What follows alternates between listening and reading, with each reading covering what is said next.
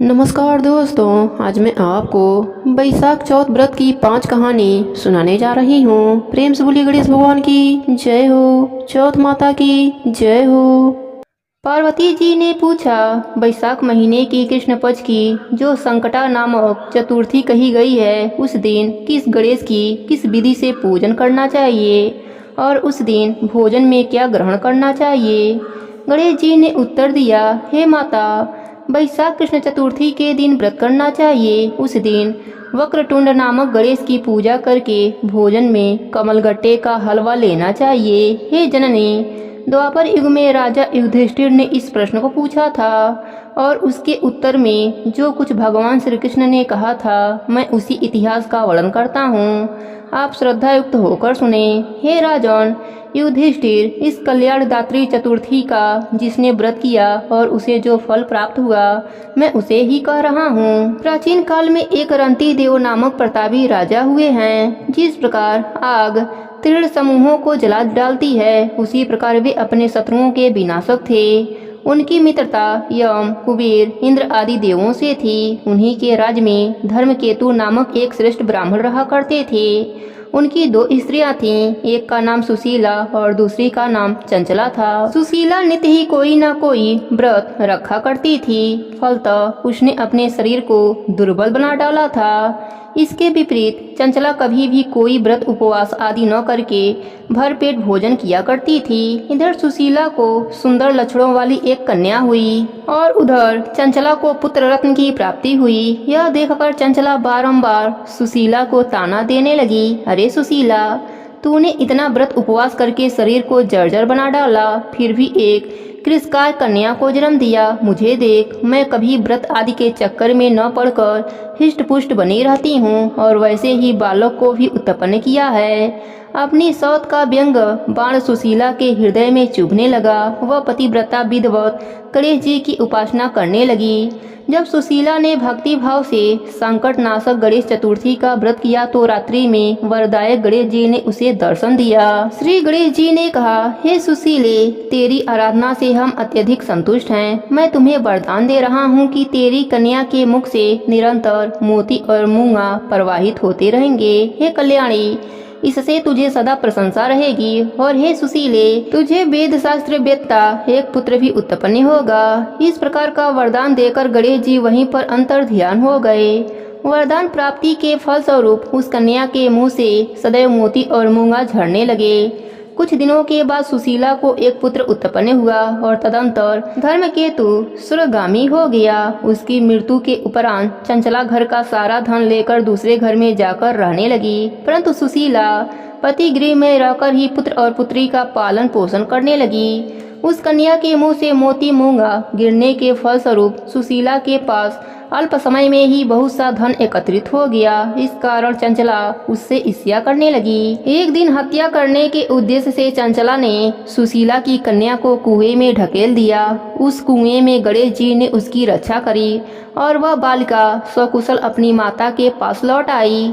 उस बालिका को जीवित देखकर चंचला का मन उद्विग्न हो उठा। वह सोचने लगी कि इसकी रक्षा ईश्वर करता है, उसे कौन मार सकता है। इधर सुशीला अपने पुत्री को पुनः प्राप्त कर प्रसन्न हो गई। पुत्री को छाती से लगाकर उसने कहा, श्री गणेश जी ने तुझे पुनर्जीवन दिया है। अनाथों के नाथ गणेश जी ही हैं। चंचला आकर उसके पैरों में नतमस्तक हुई। उसे देखकर सुशीला के आश्चर्य का ठिकाना न रहा।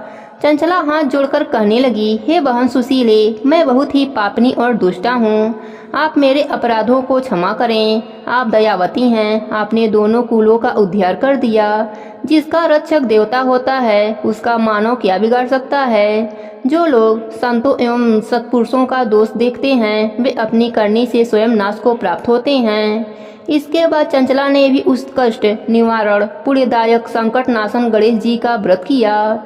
गणेश जी के अनुग्रह से परस्पर उन दोनों में प्रेम भाव स्थापित हो गया, जिस पर गणेश जी की कृपा होती है और उसके शत्रु भी मित्र बन जाते हैं। सुशीला द्वारा संकट नाशन गणेश व्रत किए जाने के कारण ही उसकी सौत चंचला का हृदय परिवर्तन हो गया था।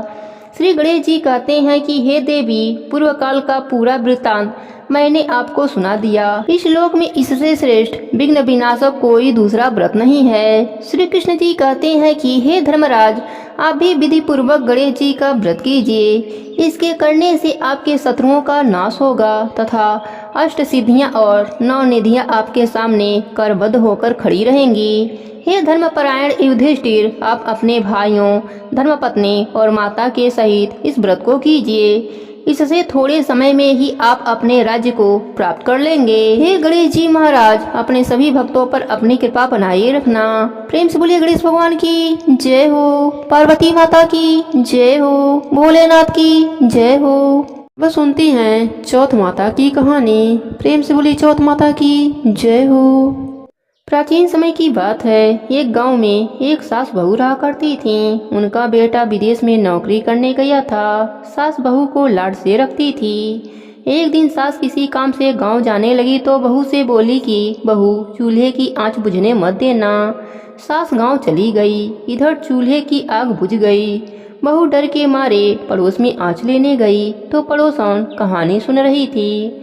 बहू देखकर बोली कि आप क्या कर रही हैं। तब औरतें बोली कि हम चौथ माता की कहानी सुन रहे हैं। तब बहू बोली, इससे क्या होता है। तब औरतें बोली कि चौथ माता अन्य धन, लक्ष्मी, बेटा, पोता सब देती हैं। पति परदेश गया वापस आ जाता है, तू भी किया कर। बहू बोली, मैं कैसे करूं, मेरी सास 3 टाइम रोटी देती हैं। औरतें बोली कि 1 टाइम का रोटी गाय के बछड़े को दे दिया कर, दूसरे टाइम की उठानी में गाड़ दिया कर, तीसरे टाइम की अपने लिए रख लिया कर और चूरमा बनाकर चांद देखकर चौथ माता को भोग लगाकर चांद को अर्घ देकर खा लिया कर। बहू बोली ठीक है। ऐसा कहकर बहू चली गई। अगले माह में चौथ का व्रत आया तो उसने वैसा ही व्रत किया। चौथ माता ने सोचा, अगर सतयुग में परिणाम नहीं देंगे तो कलयुग में मुझे कौन मानेगा। चौथ माता सपने में पति से बोली कि घर जा, तुझे सब याद करते हैं। वह एक सेठ के यहाँ मुनीम का काम करता था तो बोला कि लेने वाले लेने आएंगे, देने वाले देने, तो मैं कैसे जाऊं। चौथ माता ने कहा, कल घी का दीपक जलाकर बैठ जाना, देने वाले दे जाएंगे और लेने वाले ले जाएंगे। पति ने ठीक वैसा ही किया और सेठ से हिसाब करके घर आने लगा। रास्ते में एक सांप मिला। बोला, मैं तुम्हें खाऊंगा। उसने कहा, मैं अपने घर वालों से मिल लूं, फिर तुम मुझे खा लेना। वह घर आ गया। पत्नी ने दरवाजा खोला पर वह किसी से कुछ नहीं बोला। वह जाकर सो गया। उस दिन चौथ का व्रत था। पत्नी ने व्रत किया था। वह जौ देख रही थी। वहीं पटरे पर चौथ, आंखें, चूरमा, दीपक सब रखा था। वह सांप घर पर आ गया और उस लड़के के कमरे में चला गया। चौथ माता ने सोचा, यह सांप इसको खा जाएगा, कुछ करना चाहिए। तब दीपक ढाल बन गया, आंखों का तलवार बन गया और सांप को काटकर ढाल से ढक दिया। पति यह सब देख रहा था। सांप के मर जाने के बाद पत्नी से बोला। तब पत्नी बोली, आप तो मुझसे बोले ही नहीं। तब पति बोला, क्या बोलता, यह देख, मेरा काल मेरे साथ आया था, वह मर गया। फिर दोनों ने आपस में खूब बातें करी। सुबह उठा तो माँ से बोला कि माँ, मेरे जाने के बाद कुछ धर्म कर्म करती थी। माँ बोली, नहीं बेटा, तू था तो मंदिर चली जाती थी, पर तेरे जाने के बाद तो कुछ भी नहीं किया। फिर उसने कहा, बहू से पूछो। माँ बोली, यह क्या करेगी, इसको तो मैं 3 समय खाना देती थी। बहू ने कहा, मैं करती थी। सास बोली, क्या करती थी। बहू बोली, मैं चौथ का व्रत करती थी। सास ने कहा, क्या सबूत है। वह बोली कि बछड़े से पूछ लो। बछड़ा ने मुंह खोला तो मुंह में से हीरे मोती झड़ने लगे। फिर बहू बोली, उठानी में देख लो। उठानी को खोदकर देखा गया तो रोटी की जगह सोने चांदी के ढेर मिले। तीसरे बनिए से पूछ लो। बनिए की बात भी सही निकली।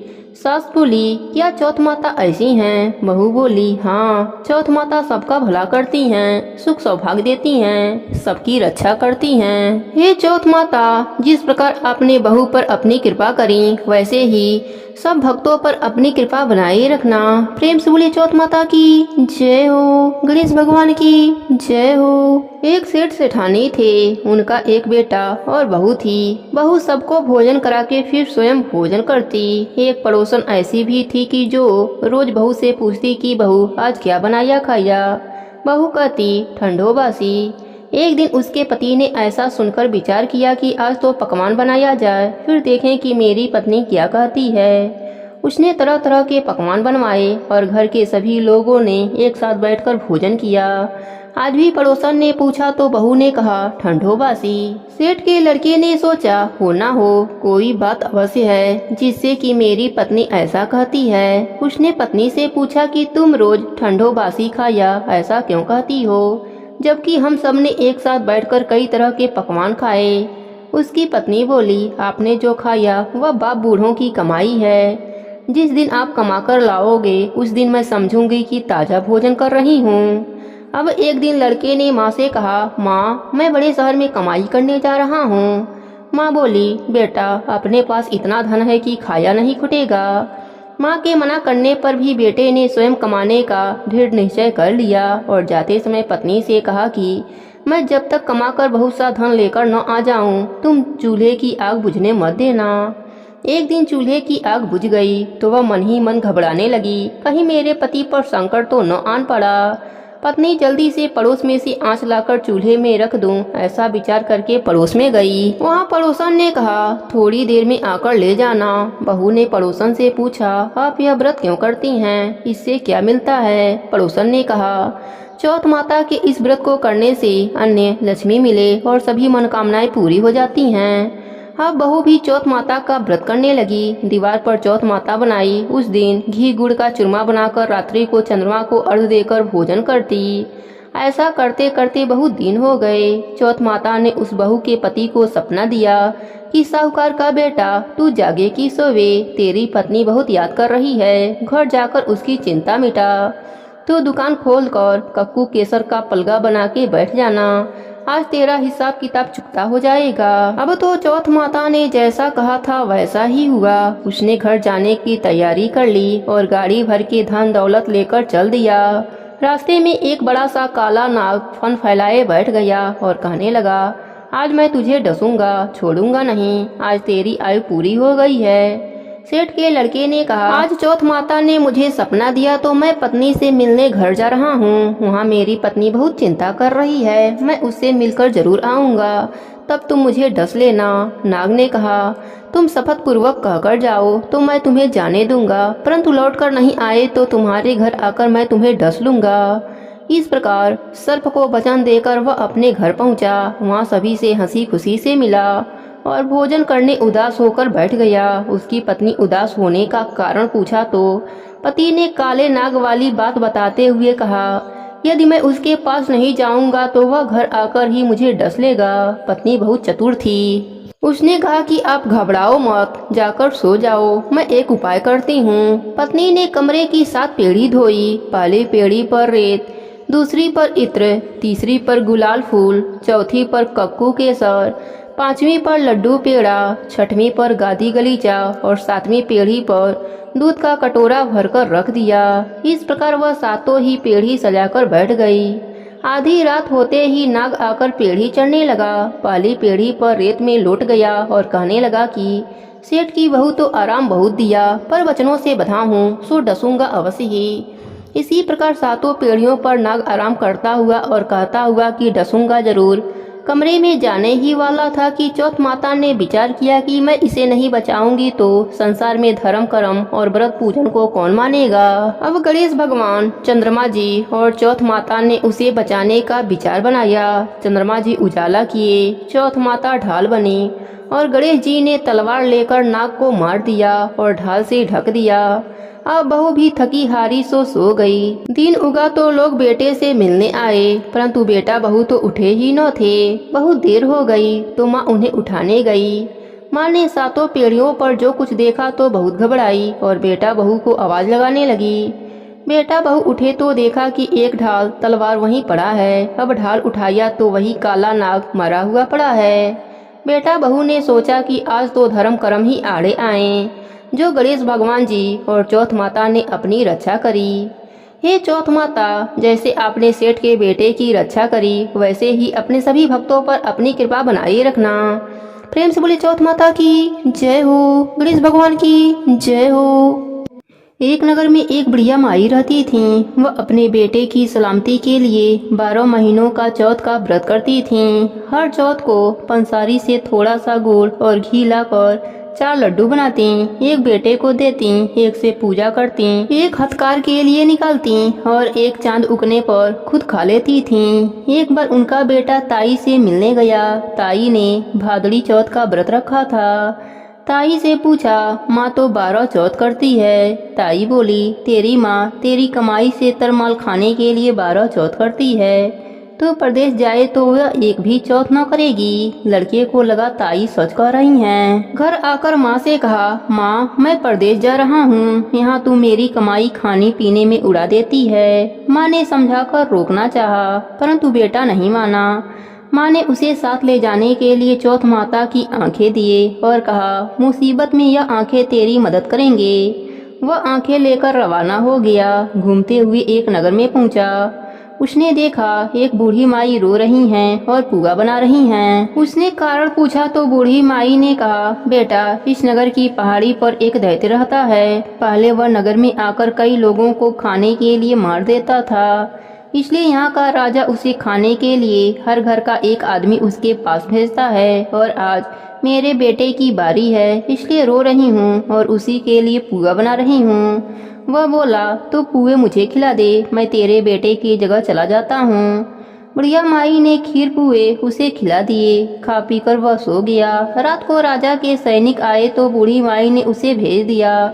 दैत्य के सामने पहुंचने पर उसने चौथ माता की आंखें दैत्य की तरफ फेंक कर कहा, हे चौथ माता, यदि मेरी माँ मेरी सलामती के लिए व्रत करती हैं तो दैत्य का सिर कटकर गिर जाए। तुरंत दैत्य का सिर कट गया। लड़का वापस आ गया। राजा ने उसे उपहार देकर विदा किया। चलते हुए एक दूसरे राजा के नगर में पहुंचा। इस राज्य में आमा तभी पकता था जब एक इंसान की बलि दी जाती थी। सिपाहियों ने उसे पकड़कर आमे में चुन दिया। लड़के ने आंखें आमे में डाले और कहा, हे चौथ माता, यदि मेरी माँ मेरे लिए व्रत करती हैं तो आमा मेरी बलि के बिना ही झट से पक जावे।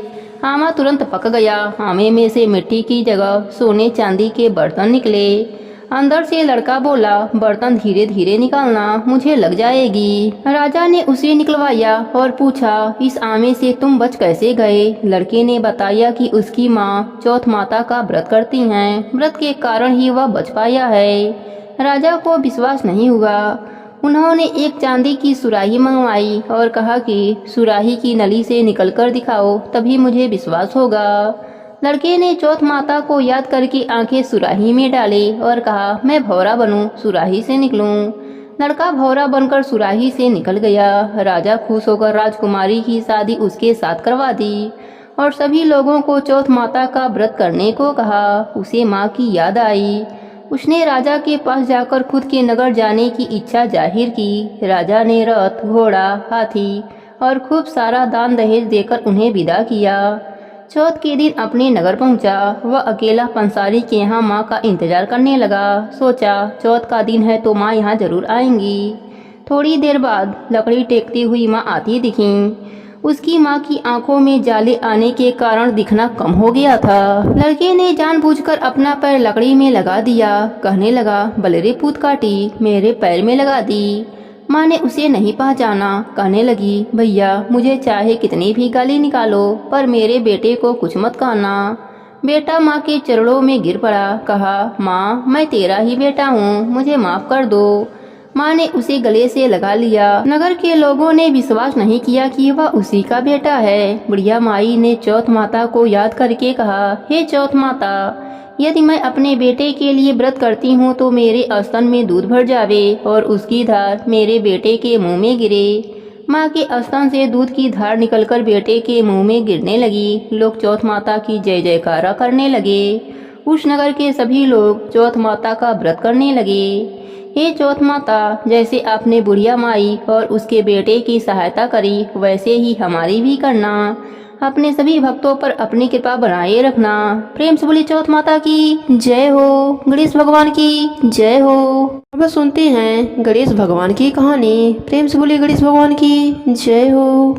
एक समय की बात है, एक गांव में एक किसान रहता था। उसकी 2 बेटियां थीं, कमला और बिमला। कमला की शादी अमीर परिवार में हुई थी, पर बिमला की शादी गरीब परिवार में हुई थी। अमीर होने के कारण कमला घमंडी हो गई थी। उसने बिमला को अपने घर पर काम पर रख लिया। बिमला उसके घर का सारा काम करती और बदले में कमला उसे बचा हुआ खाना दे देती थी। बिमला सीधी साधी थी, नेम धर्म से रहती थी। बिमला गणेश भगवान का नित्य नियम भी निभाती थी। वह जो भी खाना लाती उसको पहले गणेश भगवान को भोग लगाती, उसके बाद ही वह खाती या अपने परिवार को देती थी। एक दिन कमला के घर में खाना नहीं बचा।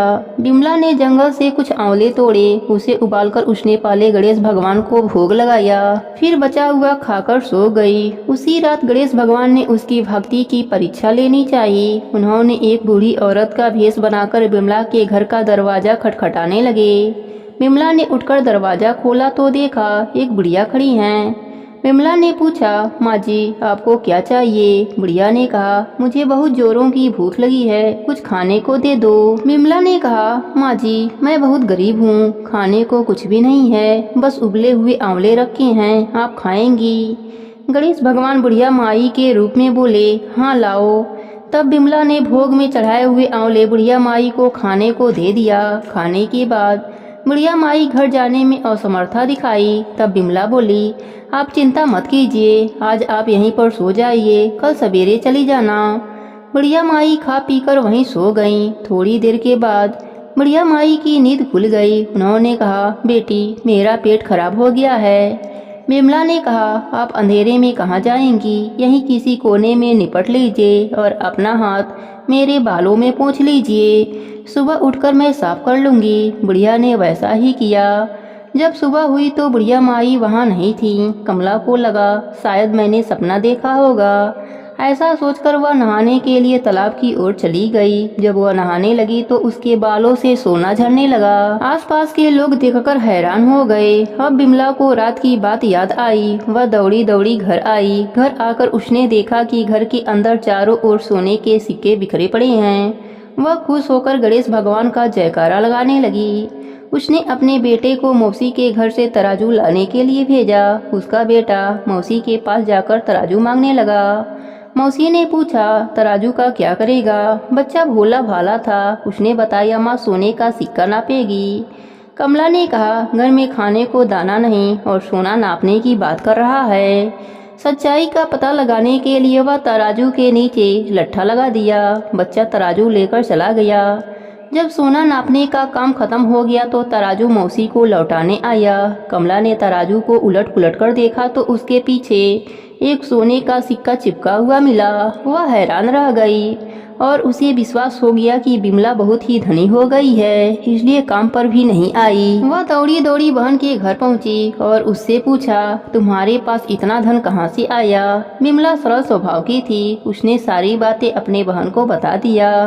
कमला को लालच आ गया। कमला लालचवश गणेश भगवान का नित्य नियम निभाने लगी और रोज जंगली आंवले का गणेश भगवान को भोग लगाने लगी। एक दिन गणेश भगवान उसे सबक सिखाने के लिए बूढ़ी औरत का भेष धरकर उसके घर गए। वह बुढ़िया को बैठाकर वही उबला हुआ आंवला दिया। आंवला खाकर बुढ़िया माई का पेट खराब हो गया। उन्होंने कमला के सारे घर को गंदा कर दिया। जब सुबह कमला की नींद खुली तो उसने देखा सारा घर गंदगी से भरा पड़ा है और बदबू कर रहा है। कमला गंदगी को साफ करने लगी, पर गंदगी बढ़ती ही जा रही थी। वह परेशान होकर बिमला के घर गई। उसने बिमला को सारी बात बताई। बिमला ने कहा, तुम्हारे पास खाने का इतना सामान था, फिर भी तुमने उबले हुए आंवले गणेश भगवान को खिलाए। इसी कारण गणेश भगवान का कोप तुम पर हुआ है। कमला को अपने गलती का एहसास हो गया। वह गणेश भगवान से क्षमा मांगने लगी। गणेश जी ने उसको माफ कर दिया और अपनी माया समेट लिया। हे गणेश जी महाराज, जैसे आपने बिमला पर कृपा करी वैसे ही अपने सभी भक्तों पर अपनी कृपा बनाए रखना। सबके व्रत को पूर्ण करना। कहानी अधूरी हो तो पूरी करना, पूरी हो तो मान रखना। प्रेम से बोले गणेश भगवान की जय हो। चौथ माता की जय हो।